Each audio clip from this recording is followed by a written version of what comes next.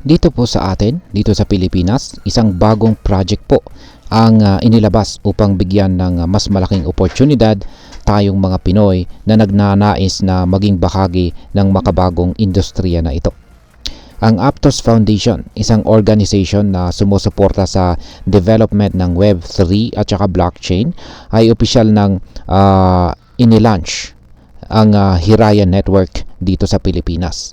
Layunin po nitong palakasin ang local na blockchain talent at saka suportahan ang mga project na binubuo sa loob ng Aptos ecosystem. Pero ano nga ba ang ibig sabihin nito para sa atin? Partikular po sa mga Pinoy developers, entrepreneurs at mga crypto investors. At maliban po rito ay paano po ito makakatulong sa ating digital economy. Kaya yan po ang siyang ating pag-uusapan sa video na ito. Pero bago po tayo magpatuloy ay pakibasa na lamang po ang disclaimer dito sa ibaba ng ating screen. Yan, simulan po natin sa kung ano nga ba ang Hiraya Network at ano po ang layunin nito. Ayan, ang Hiraya Network ay isa po itong programa na naglalayong bigyan ng oportunidad ang mga Pinoy upang lumago sa larangan ng blockchain technology.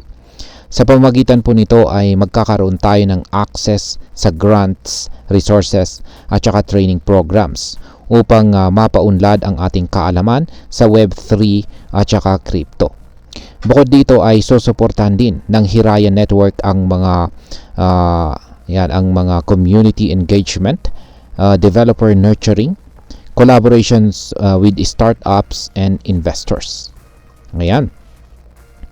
Dito po sa community engagements ay magkakaroon po ng iba't ibang events at saka workshops upang palakasin ang ugnayan ng mga blockchain enthusiast at saka mga eksperto.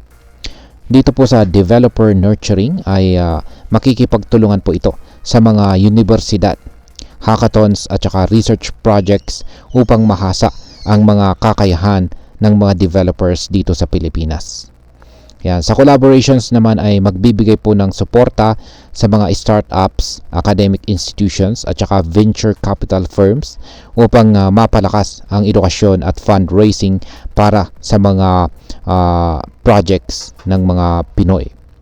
Sa tulong po ng Department of Science and Technology, Advanced Science and Technology Institute or DOST ASTI at ang DBlock, mas magiging epektibo po ang pagpapatupad ng project na ito dito sa Pilipinas.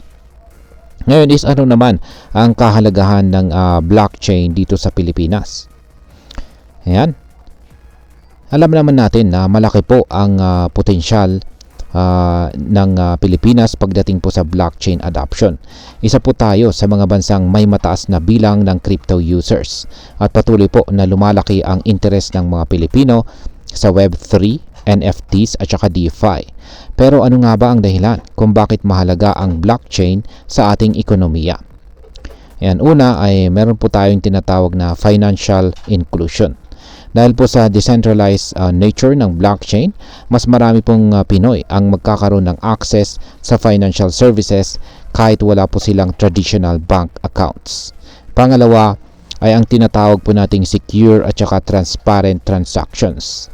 Gamit po ang blockchain, mas ligtas at mas transparent ang mga transaction kumpara sa traditional na financial system. Pangatlo ay mas maraming oportunidad sa trabaho. Mas maraming kumpanya po ang naghahanap ng blockchain developers, analysts at saka project managers. Kaya nagkakaroon po ng mas maraming career opportunities dito sa ating bansa.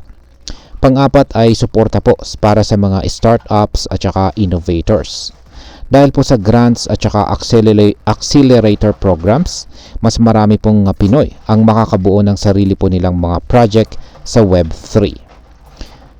Ngayon is paano naman po makikinabang ang mga Pinoy dito sa Hiraya Network? Ayan, sa pamamagitan po ng Hiraya Network, maraming Pinoy ang makakakuha ng diretsong access sa mga global programs at saka resources ng Aptos Foundation. Kaya meron pong ilang mga benepisyo rito. Yan, ang una ay ang grants at saka funding.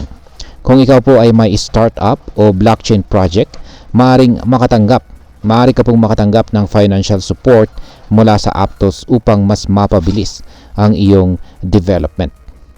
Pangalawa ay ang education at saka training. Sa tulong po ng mga workshops at saka partnership sa mga universidad, mas magiging madali para sa mga baguhan na matutunan ang blockchain development. Pangatlo ay ang networking at saka collaboration. Magkakaroon po ng mas malawak na koneksyon sa mga investors, mentors at saka eksperto sa industriya upang makatulong sa paglago ng ng kanilang mga projects. Ayan. Para sa mga investors, ayan, para po sa atin, mga traders at saka investors dito po sa Pilipinas, ang Hiraya Network ay isa pong malaking hakbang para mas maging matatag ang blockchain ecosystem dito sa atin o dito sa Pilipinas. Ang mas maraming developers at saka projects dito sa Pilipinas ay nangangahulugan din ng mas maraming blockchain-based solutions na maaari pong magbigay ng mas maraming investment opportunities sa local market.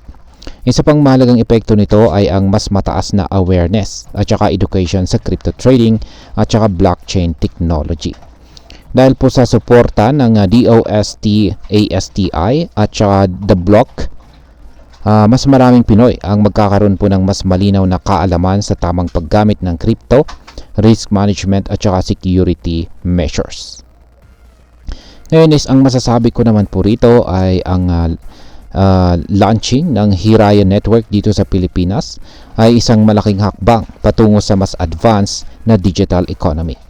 Sa pamamagitan po ng suportang ito mula sa Aptos Foundation, mas maraming Pinoy ang mabibigyan ng pagkakataong maging bahagi ng blockchain revolution.